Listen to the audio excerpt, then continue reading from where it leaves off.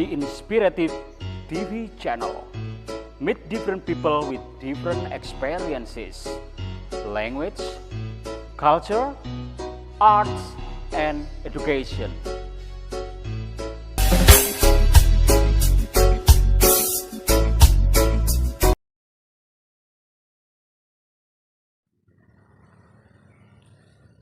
Oke, viewer, assalamualaikum warahmatullahi wabarakatuh. Good morning all. Saya keluar dari masjid subuh tadi, ada orang yang bertanya, Master Ali, YouTuber itu apa sih katanya? Oh, saya juga cuma membatin. Pasti orang ini tahu kalau aku YouTuber, ya kan? YouTuber itu ya sebuah karya, Pak, saya gitu.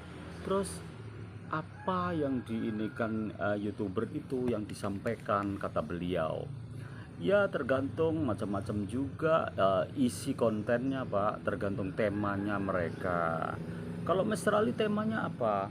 Tema saya inspiratif, Pak, karena saya seorang guru, saya seorang dosen, harus memberi tema yang inspiratif dan tema yang mendidik seperti itu. Mr. Ali kan guru bahasa Inggris, kata dia. Dia tahu juga kalau saya guru bahasa Inggris, padahal saya tahu beliau seorang mekanik ya, punya bengkel mobil. Tapi ternyata dia juga pemerhati tentang Mr. Ali. Jadi akhirnya saya jelasin gitu, dia baru paham kalau YouTuber itu seorang pekerja kreatif, saya bilang gitu. Akhirnya dia baru paham ya. Oke. Terus nyampe di rumah, saya baca buku, judulnya nih, Truth at Any Cost. Oke. Ini ceritanya Syekh Abdul Qadir Jailani. Oke, saya baca ini dalam bahasa Inggris. Syekh Abdul Qadir Jailani is known as the great saint throughout the Muslim land. He is called Al-Jilani or Al-Jailani because he belonged to Jilan. Jadi dia dari daerah Jilan. Jadi Jilan itu ternyata nama sebuah desa atau wilayah ya. Jadi Syekh Abdul Qadir Jailani itu dari daerah Jilan. Jadi dia diberi nama Al-Jailani, an important city in Iraqi. Jadi beliau juga datang dari Irak ya, Irak. He was very pious man who was very fond of reading and writing. Dia sangat tabah, orang yang sangat tabah, orang yang sangat patuh, dan beliau juga suka membaca dan menulis. After completing his primary education, setelah dia lulus dari SD, he made up his mind to go to the city of Baghdad. Jadi beliau pergi ke kota Baghdad. It was the scene of the Muslim Khilafah and famous for its men of literature and learning. Jadi di sana begitu banyaknya tentang pengajaran khilafah dan pusatnya, dan beliau juga suka akan dikirim ke sana karena di sana adalah pusatnya para sastrawan.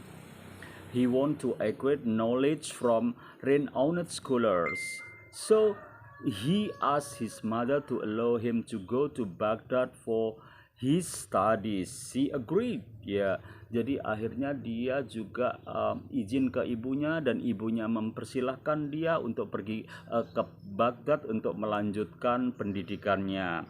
It was not easy to travel on the back of horses or camel in the form of caravan.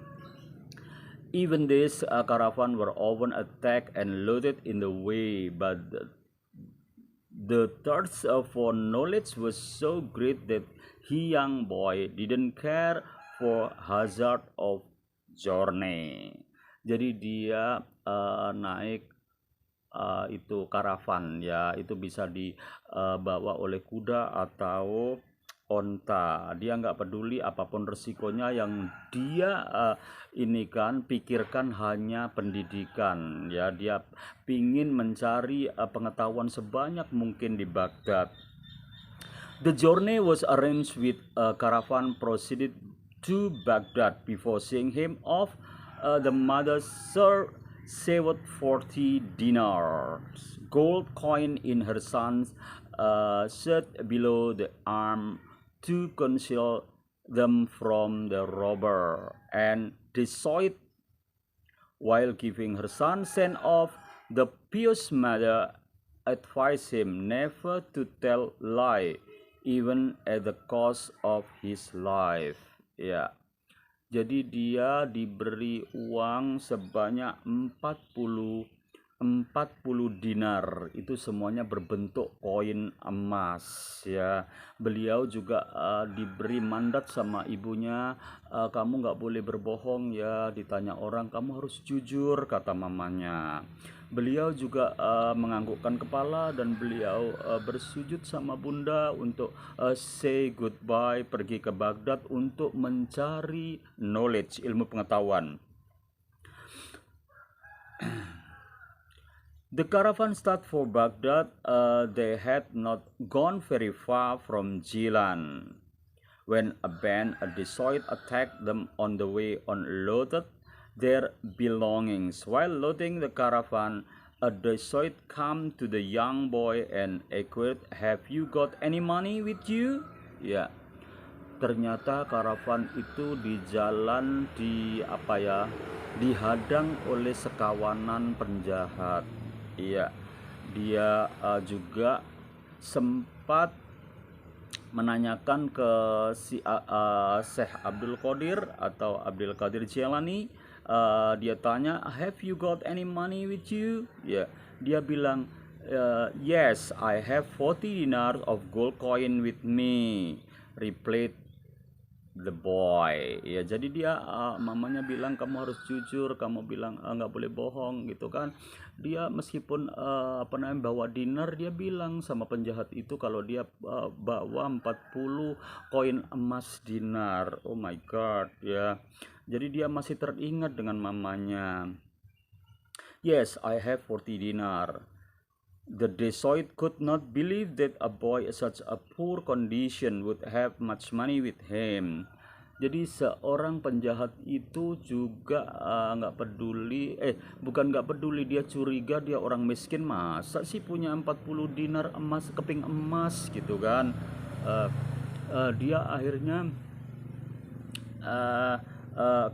dengan keadaan baju yang lusuh, yang compang-camping seperti itu. Jadi si penjahat gak percaya. The Dacoit could not believe that a boy such a poor condition would have so much money with him. He took it as a joke, didn't care to search him. But every member of the band who asked the boy about his belonging got the same answer. "Yes, I have 40 dinar of gold coin with me." Yeah. Jadi ternyata sama-sama penumpang karavan itu juga tanya sama dia, "Apakah kamu memang punya uang 40 dinar keping emas gitu ya?" "Ya," dia bilang gitu sama penumpang yang lain. Oh my god. Finally, the ringleader of the Dacoit put the same question to the boy. He also got some reply to the boy. Jadi penjahat itu juga bertanya kalau itu dengan jawaban yang sama, "Aku punya 40 dinar keping emas." "Where is the mobile?" "It is stuck in my shirt below the arm," replied the young boy. Kamu itu kalau memang punya emas atau dinar keping emas itu di mana? Ya, di saku di dalam bajunya. Jadi di dalam bajunya itu ada saku yang memang dibikin sama ibunya biar di dalam biar aman. Dia bicara jujur kalau ditaruh di saku dalam. The chief decided to check it boy's statement. The sleeve was formed open and the Dacoit were amazed to find 40 dinar of gold coin sewn in the sleeve under the arm. Jadi uang itu benar-benar ada di saku dalam di bawah ketiaknya. Oh my God, the thief was greatly surprised by the honesty of the boy. He asked, "Why, dear boy, did you disclose the money so safely hidden in your shirt?" The boy calmly replied, "While seeing me off, my mother had told me never to tell a lie." Oke, jadi penjahat juga bertanya, "Kenapa kamu bicara jujur kalau itu ditaruh di situ?" Ya, aku cuma dipesan sama ibuku, dipesan sama mamaku kalau aku nggak boleh berbohong, aku harus berkata jujur gitu. Oh my God, my mother had taught me never to tell a lie. Whatever the risk and consequences be, how could I disobey my loving mother? Iya. Jadi aku nggak boleh tidak patuh sama ibuku, kata si Syekh Abdul Qadir ya, atau young boy. The boy is plain replaced shock the thief desolate. He said to himself, "This simple little boy has so much regard for his mother's order.